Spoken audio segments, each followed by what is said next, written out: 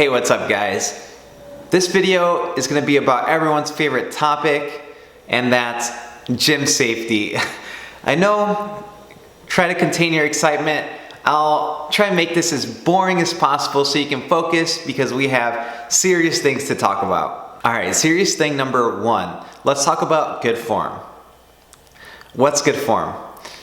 Well, I want to give you a scenario before we really dive into that. And let's take, for example, someone is performing an exercise, a series of reps, and they're doing it differently from what we were taught. Our natural reaction is going to be, that's bad form. And why is that? We have accepted someone else's arbitrary standards for doing something in a way that they do it without taking into consideration why that person is doing what they're doing for whatever reason. We don't know the intent behind it.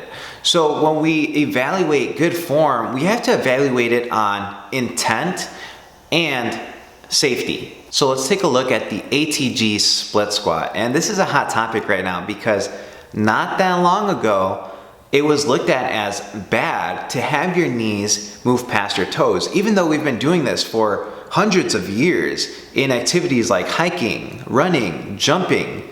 Our body is meant to adapt to what we're working towards. So when we look at the Atg Split Squat, let's break it down to intent.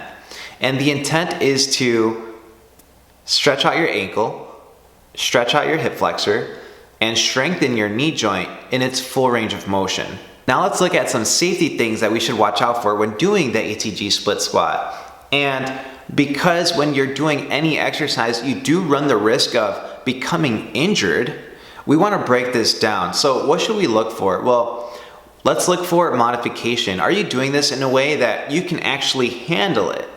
Is it 300 pounds on your back and you're doing a split squat that you've never done before, right? You don't want to be ridiculous, for a lack of a better term, when you're doing an exercise. You want to be realistic. You want to be mindful. How is it feeling? Is there any pain? If you answered anything but no, you need to scale this back by either reducing the weight or modifying it so that you can take load off. So that would be like inclining. Or you could even just reduce the amount of load that you place on your knee by performing a regular split squat. Gradually over time, you can work up to having your knees over your toes. But the important thing is to stay pain-free. However, if you absolutely have no pain at all, then this is a good starting point, and you can gradually increase your load by decreasing the incline or increasing the weight, which will help you become stronger and more flexible in this position. So the whole no pain, no gain thing does not work here. And an alternative would be no pain, no gain. And this is a quote I read on a Strong First article, but it completely makes sense. If you understand pain, you can avoid it and therefore make long-term gains. So you always want to be thinking long-term. If you experience pain on any exercise and you continue doing it and you don't modify, what's going to happen is you're going to eventually suffer an injury.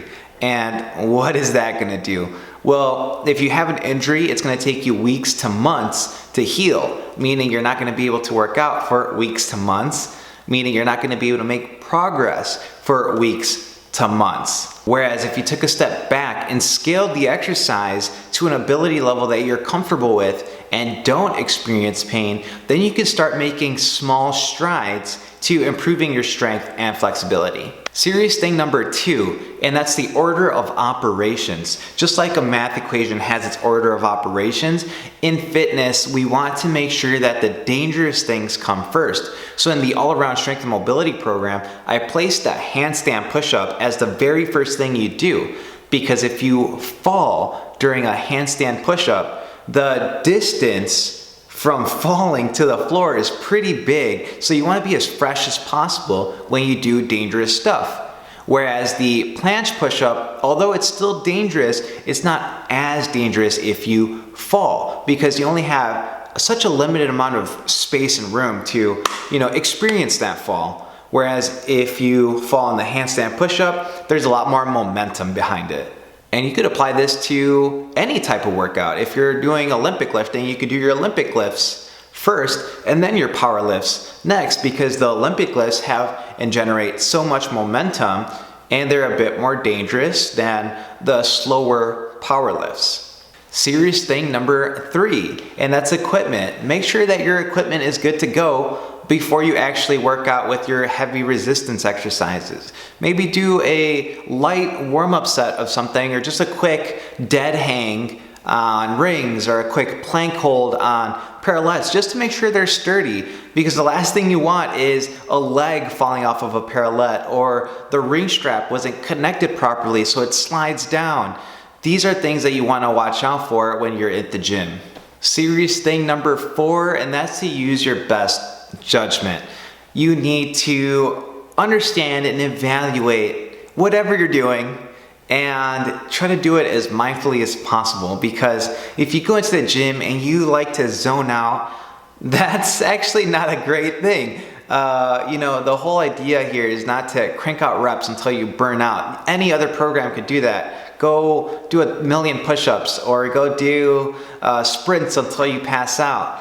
The point here is to be mindful and understand skill, because that's ultimately what we're working towards, and understanding that doing things correctly in a safe way, not just bouncing up and down between things, is overall going to give us the most satisfaction and the most gains. Alright guys, that is all I have. If you haven't already, hit the subscribe button, and there are a ton of videos that you can use for your training to help you better out with that. Alright guys, until next time.